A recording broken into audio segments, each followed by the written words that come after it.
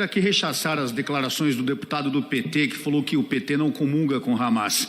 Eu estou com uma notícia aqui do dia 14 de outubro de 2023, agora na Veja, dizendo que Gleisi, que é presidente do PT, diz o porquê o PT não considerar o Hamas como grupo terrorista. Ela diz o seguinte: já esclarecemos que não mantemos relações com o grupo Hamas e também não o declaramos uma organização terrorista.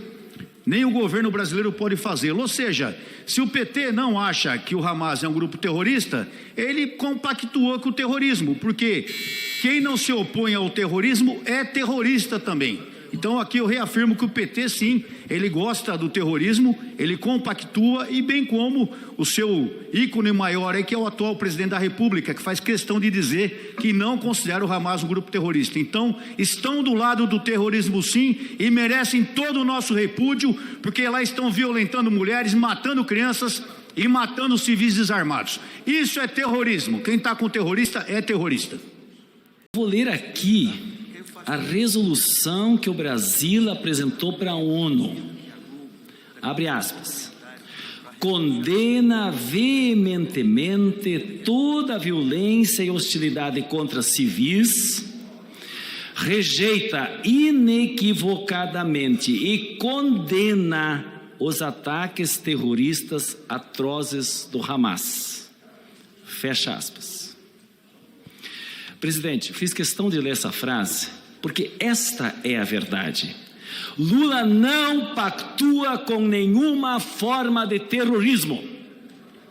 E eu digo isso porque a direita aqui anda mentindo, estão mentindo, dizendo e tentando associar a esquerda ao terrorismo.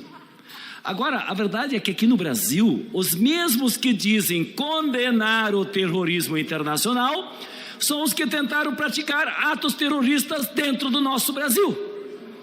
A bomba no aeroporto aqui em Brasília foi um ato de terror. A invasão da Polícia Federal foi um ato de terror.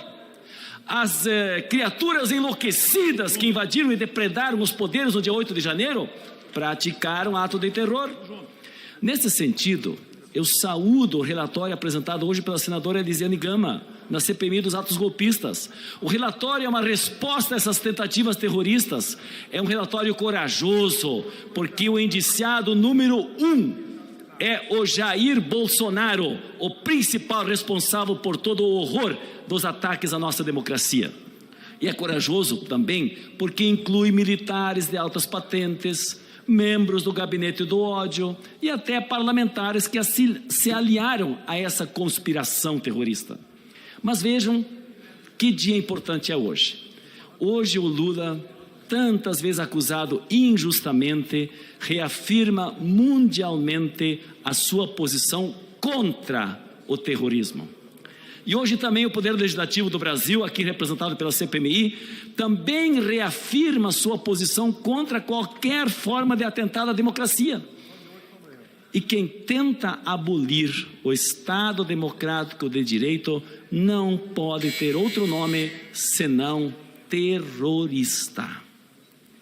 Esse é o registro que quero fazer a bem da verdade.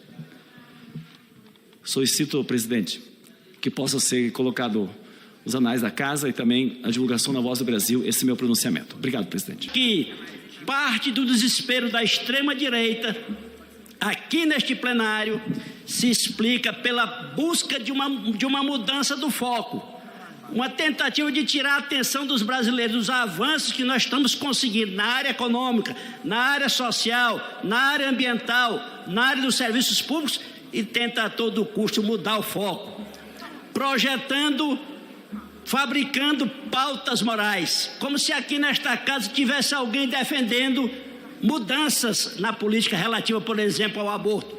Não há em discussão nesta casa, por parte do Partido dos Trabalhadores e de nenhum outro que eu tenha conhecimento, qualquer parlamentar da Câmara ou do Senado defendendo mudanças na legislação brasileira relativamente à questão do aborto nesse momento. E agora, diante da questão dessa nefasta guerra que o Hamas terrorista provocou invadindo Israel e matando pessoas inocentes, e que o Estado de Israel responde igualmente como terrorista, soltando bombas de maneira aleatória, atingindo até hospitais, matando crianças. Eles se comportam como se o nosso governo fosse o responsável, quando nós estamos sofrendo, como o resto do mundo, as consequências de uma guerra. Para concluir, senhor deputado. Senhor presidente, quando nós estamos sofrendo, como todo mundo, as consequências de uma guerra insana que aumenta a insegurança de uma região que é uma região muito nervosa. Nosso governo está atuando forte para trazer os brasileiros, já foram mais de 900 repatriados.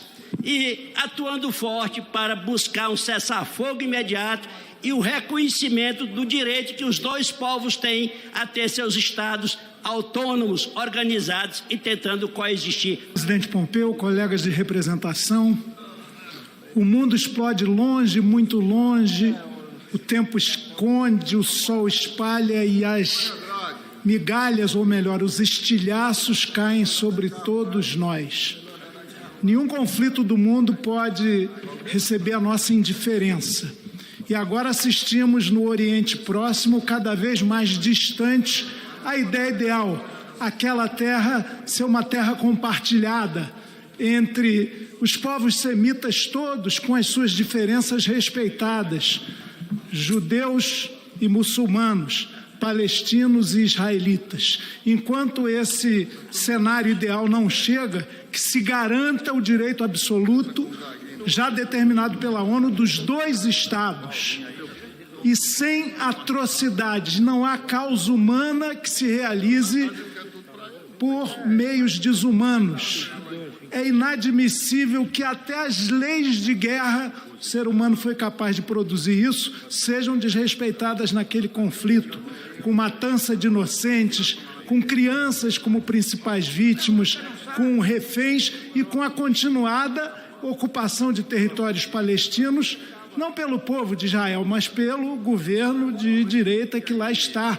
Então é preciso a negociação da paz, é preciso que os reféns sejam liberados, é preciso que a desumanidade, como aconteceu inclusive numa festa onde a juventude foi surpreendida por um ataque covarde, sim, e nada justifica isso, kibbutzim também sendo invadidos.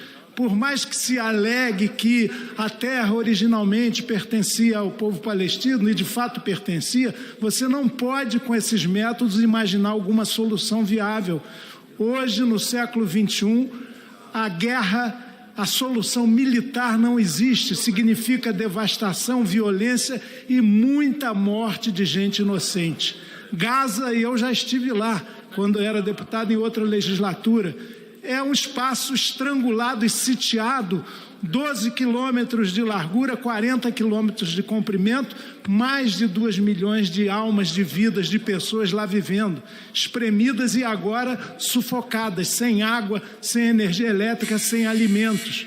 É urgente, inclusive, que a proposta que o Brasil leva à ONU, ao Conselho de Segurança, cessar fogo imediato, corredor humanitário, cessação das atrocidades e respeito à vida humana nas suas diferenças, nem islamofobia, nem antissemitismo aconteça. É um clamor sensato, é um clamor elementar, é um clamor que só pode ser seguido para que haja um mínimo de paz no mundo, para que as crueldades que, repito, vitimam sobretudo os inocentes, não prossigam. Vamos mudar esse cenário, vamos respeitar o direito do povo palestino, a terra, a liberdade, a sua pátria, e que Israel aprenda, através de seus governos, a construir essa paz. Não viva na fustigação, na ocupação de territórios, chamando guerra e mais guerra em cima de guerra, porque isso, na verdade, isso só gera morte e destruição. Toda a solidariedade às vítimas desse conflito insano.